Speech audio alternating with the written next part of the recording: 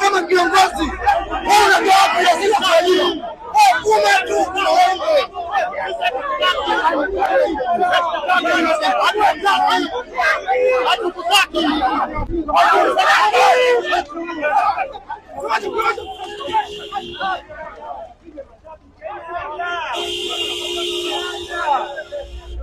kunaja kupiga mashabiki usipige